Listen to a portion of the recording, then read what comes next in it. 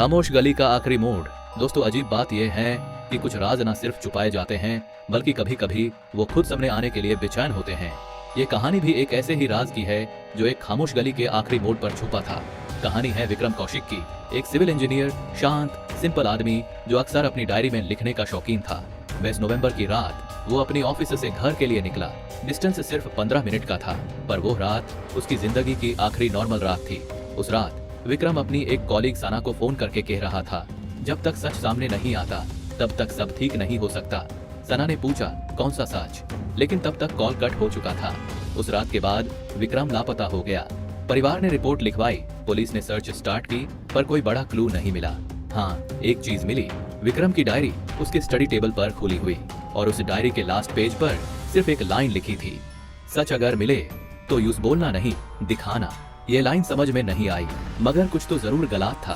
Police जब उसके घर के पास वाली गली में पहुंची तो एक बूढ़े वॉचमैन ने बताया, उस रात 11 बजे के बाद उस गली में कोई था, पर दौड़ नहीं रहा था, वो रुक रुक कर चल रहा था, जैसे तार के साथ। पुलिस उस गली का सीसीटीवी चेक करती है।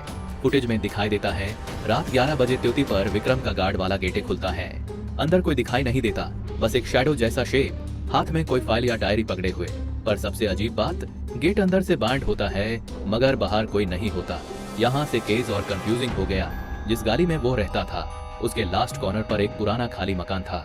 गांव वाले कहते थे वहाँ कोई नहीं रहता, पर रोशनी कभी कभी दिखती थी। पुलिस ने वहाँ सर्च किया, अंदर कुछ नहीं था, बस एक छोटा सा पेपर जिस पर लिखा था, वक्त सब कुछ बता देगा। पर सवाल ये है, तुम सुनना चाहोगे? अब यह पेपर किसने रखा, किसके लिए, कौन सुनना चाह रहा था? पुलिस उसके फोन रिकॉर्ड्स चेक करती है। एक अननोन नंबर पर 6 बार कॉल हुआ था। जब पुलिस ने उस नंबर पर कॉल बैक किया, कॉल उठाया गया, पर दूसरी तरफ सिर्फ सांस की आवाज आ रही थी और हल्की सी आवाज, किसी मंदिर की घंटी जैसे। बस इतना ही क्लू था, एक मंदिर, लेकिन कौन सा? गांव के एक रिटायर्ड पोस्टमास्टर ने बताया, गांव के पिछले जंगल में एक पुराना मंदिर है जहां अब कोई नहीं जाता। पुलिस जब वहां पहुंची तो पूरा स्थान सुनसान था, मंदिर बंद, दरवाजे जंग लगे हुए, अंदर जाना मुश्किल था। पर बैक साइड से एक छोटा दरवाजा मिला। अंदर एक छोटा कमरा था और बीच में एक टेबल पर एक कागज, एक पेन और एक आदमी की फोटो विक्रम की थी। कागज पर सिर्फ एक लाइन थी, सच का बोझ सब नहीं उठा सकते, इसलिए कुछ लोग चुप हो जाते हैं। लेकिन इस बार कुछ अलग था। कागज के नीचे हल्की सी डायरी की सुहाई दिख रही थी। ये विक्रम की ओरिजिनल डायरी थी, वो डायरी जो उसके घर से मिसिंग थी। डायरी में कुछ पेजेस फाड़े हुए थे, लेकिन एक पेज जिसका कोई नहीं फाड़ा पाया, उस पर लिखा था, अगर मैं वापस ना आऊं तो समझ लेना कुछ सच सिर्फ लिखने के लिए होते हैं, बताने के लिए नहीं। ये लाइन पुलिस ने जब पढ़ी तब तक सब समझ नहीं आया था, पर तभी डॉक्टर से कॉल आता है। पुलिस स्टेशन के बाहर के बेंच पर एक आदमी बेहोश मिला है, पॉकेट में एक डायरी है, नाम विक्रम कौशिक। पुलिस ने तुरंत वहां दौड़ लगाई।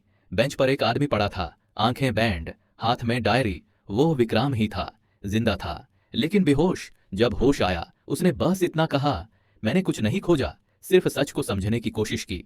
जब मैंने समझा तो मुझे लगा कि सच किसी केस का जवाब नहीं होता, कभी कभी वो केस खुद होता है। इतना बोलकर विक्रम चुप हो गया। उसने किसी का नाम नहीं लिया, किसी पर इल्जाम नहीं लगाया, उसने सिर्फ सच की डेफिनेशन बदल दी। कुछ दिन बाद विक्रम नॉर्मल हो गया, पर उसने अपनी डायरी पुलिस को वापस नहीं दी। उसने कहा, यह डायरी किसी राज को नहीं, किसी इंसान को समझाती है। और उस दिन से उस गाली के आखिरी मोड़ को लोग खामोश मोड़ कहने लगे, क्योंकि वहां से आवाज नहीं आती, पर कहानियां जरूर गुजारती हैं। अगर आपको यह कहानी पसंद आई हो तो बस एक चीज याद रखना, कभी कभी राज छुपाए नहीं जाते, वो खुद छुप जाते हैं।